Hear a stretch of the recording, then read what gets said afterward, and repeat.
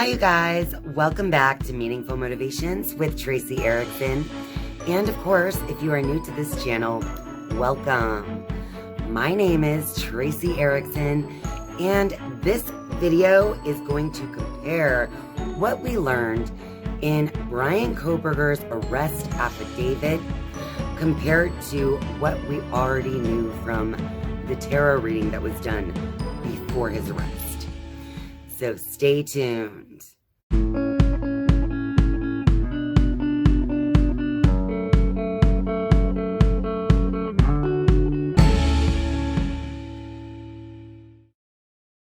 This is the second video that I've made to compare what we are learning in the arrest of Bryan Kohberger and comparing that information with what we learned on December 16th, 2022 in the tarot reading that I did, trying to find out who did it.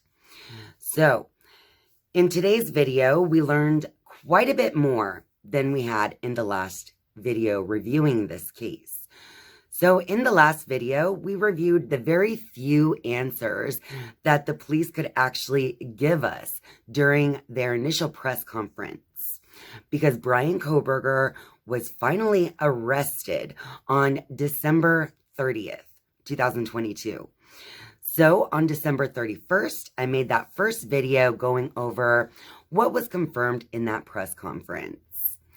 Now that he's officially been transferred to Idaho and has shown his face in an Idaho court, we have the entire arrest affidavit that we can go over and compare with what we learned in that tarot reading on December 16th. So the first thing that I want to point out that we learned from the arrest affidavit is that the surveillance cameras were very important in catching this killer.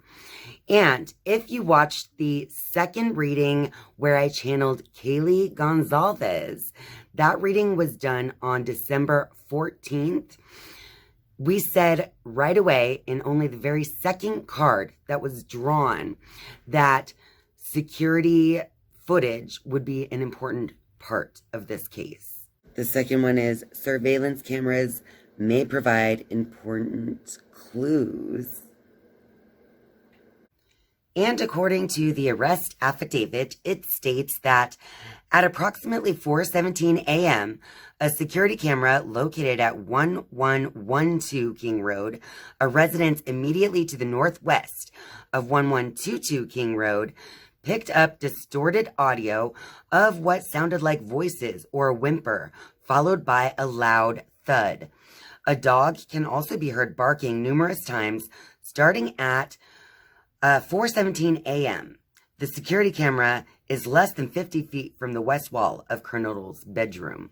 The affidavit also states, as part of the investigation, an extensive search, commonly referred to in law enforcement as video canvas, was conducted in the area of the King Road residence. This video canvas was to obtain any footage from the early morning hours of November 13th, 2022 in the area of the King Road residence and surrounding neighborhoods in an effort to locate the suspect or suspect's vehicle traveling or leaving from the King Road residence.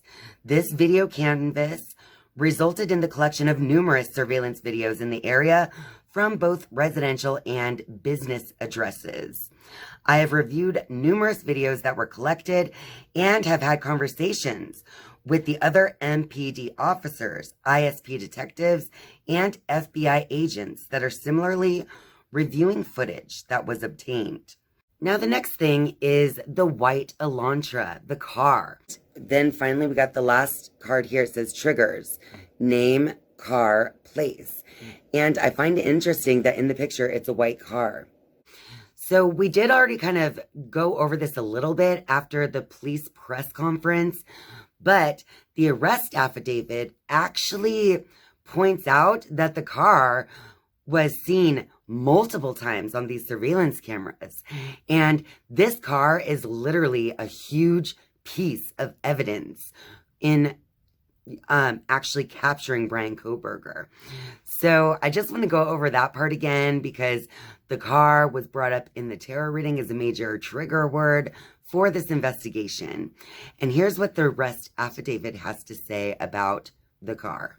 It says law enforcement officers provided video footage of suspect vehicle 1 to forensic examiners with the Federal Bureau of Investigation that regularly utilize surveillance footage to identify the year, make, and model of an unknown vehicle that is observed by one or more cameras during the commission of a criminal offense. So once the police were able to identify that the car was a white Hyundai Elantra, then they were able to really lock in on that suspect vehicle 1. So what they did was they went through all of that video surveillance canvassing they did, and they found that this particular vehicle traveled back and forth from Pullman, Washington to Moscow, Idaho multiple times in the days leading up to the crime as well as on the day of the crime itself. So they actually found out what Bryan Kohberger's phone number is as well through finding out that his car is a white Hyundai Elantra. So during a traffic stop where Bryan Kohberger was pulled over, that's where police obtained the phone number for his cell phone. And at that point, they started to be able to look at his phone pings and see how often he was actually in the 1122 King Road area of Moscow, Idaho.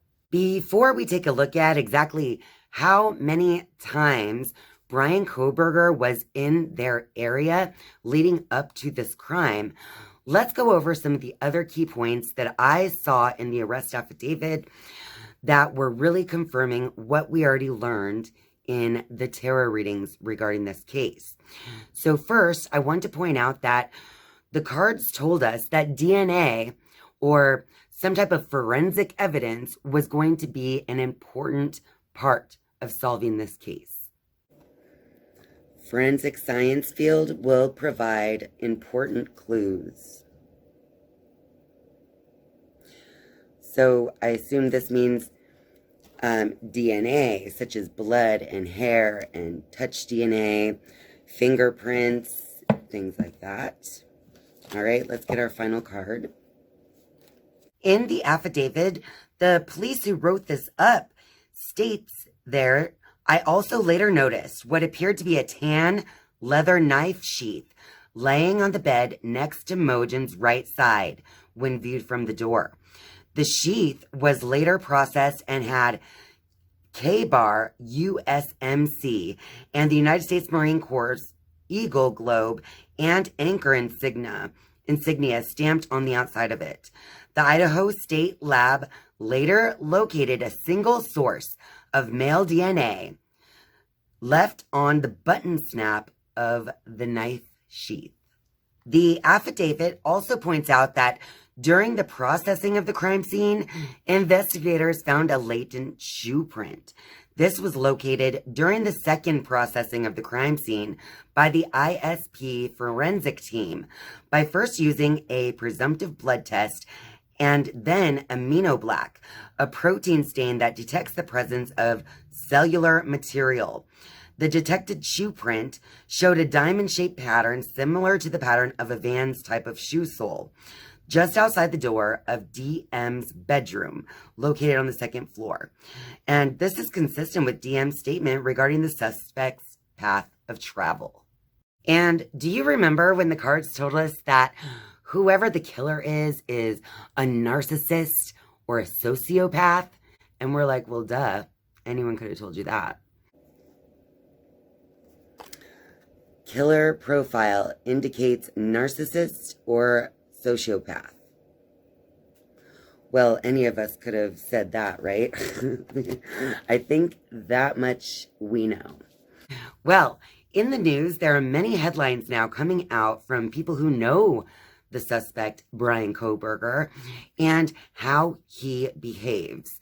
And honestly, the news isn't looking good because it really is making him look like a narcissist, sociopath. And in the Who Did It tarot reading, I also got the card for trash, garbage or trash. And I did state that maybe it's a good idea for someone to check the trash.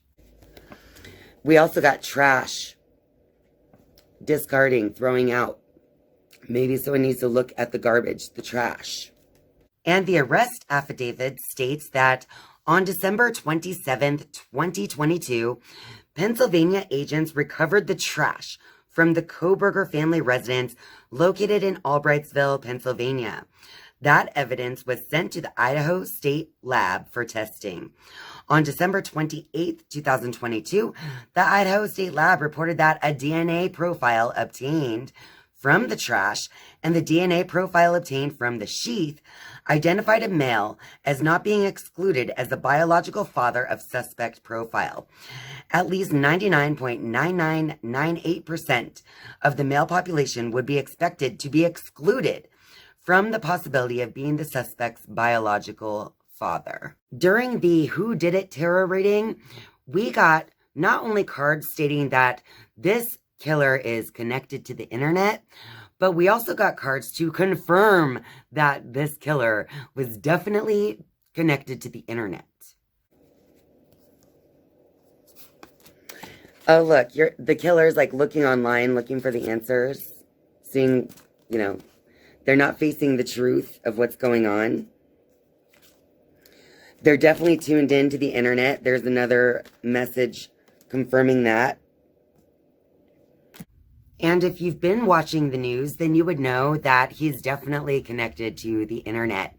He has multiple usernames and multiple different sites that he would speak about true crime and about, serial killers and stuff to other people on the internet. And he even had a Reddit survey that he had posted a little while back where he was asking for very detailed and specific information about how the criminals feel before, during, and after committing the crimes. It's as though he was interviewing actual criminals to find out exactly what he should expect if he were to commit a similar crime. Now, also along the same lines of, being connected to the internet, there's been a lot of chat around in the news, just kind of speculating, is Bryan Kohberger an incel? An incel is a member of an online community of young men who consider themselves unable to attract women sexually, typically associated with views that are hostile towards women and men who are sexually active. So now let's take it back to what we learned at the beginning of this arrest affidavit, and that is that once they had the phone number, they were able to track Bryan Kohberger's phone pings and his movements from Pullman, Washington to Moscow, Idaho in those weeks and months leading up to the murders. We definitely touched on the idea of the killer being someone who was watching them, possibly watched them online, and it could have been someone that the victims did not even know, but the killer knew them. Yeah. See, these two came out. We got focus where it says, eyes for you, fascinated, watching. And then we got offer on the table, offer, proposal, commitment. Maybe there's something in social media that's going to come out that says that they've been being watched. Not accepting an emotional offer. This is my card for the internet. And then the Queen of Cups was with those three as well. So this is confirmation of what I just said. I feel like someone's been watching them on the internet, and their emotional advances haven't been reciprocated or even received. And according to the arrest affidavit, they were able to see that Bryan Kohberger's phone was actually pinging in the area of the residence once again at 9:32 a.m. on November 13th, 2022. I find that very interesting because at the actual time of the murders, between like 3 a.m. and 5 a.m., there were no pings at all. So it's as though the phone was shut off or put into airplane mode to prevent being detected, right? But then the next morning, the phone was traveling back to 1122 King Road. And it is very common for people who commit such crimes to want to circle back and to go check on what they had done and see if there was any progress being made as far as an investigation. On December 23rd, 2022, the police were granted a search warrant for the historical data on Coburger's phone. And the affidavit basically states that based on the information received through that search warrant, they were able to determine that since June of 2022 up into the crime took place, that the phone was pinging in the area of 1122 King Road on at least 12 different occasions before this crime. In the tarot reading, Who Did It?, we also learned that the killer may have been acting in unusual ways or having unusual behaviors. Now, the card I received during that reading actually says that the victim was doing these unusual behaviors, but my mouth spoke killer. So when I got the card, my subconscious just said the killer was acting strangely after the crime, right? So I went ahead and just left it because I believed that I was meant to say the killer and not the victim who was acting strange, obviously leading up to this time. So maybe there's going to be some kind of information as well that is found out where people around the killer might know that they were acting very strangely about something. And in the news, we've seen a lot of people come out and talk about Bryan Kohberger, his personality, and also like his actions and the way he conducted himself since the crime took place. And a lot of people are speculating that he was definitely acting in unusual ways. If you guys caught something in any of the readings that maybe I have missed when comparing to the arrest affidavit, just let me know in the comments down below. I would love to know if you guys catch anything that maybe I didn't catch here. And I think in general, it's going to take quite a while for any more new confirmed information to come out, because now it's going to be the long, grueling process of a trial for Bryan Kohberger. So we're obviously going to learn a lot more as time moves on. But like Kaylee and the other Idaho Four said, we are going to have patience through these times where no new information is being revealed to us. But trust the process and know that their justice is on the way. And let us also not forget why we're here. And please, please, please continue to pray for justice for Madison, Mogen, Kaylee Goncalves, Xana Kernodle, and Ethan Chapin. Well, that about wraps it up for this video. So if you like this video, be sure to click that like button and feel free to share this video with all your friends out there. And of course, if you're a viewer but not yet a subscriber, I would just love for you to click subscribe down below. And once you have subscribed, you can turn on that notifications bell if you would like to be notified each and every time I upload a new video. Thank you guys so much for watching and spending your time with me. I love you. And I'll see you next time. Bye.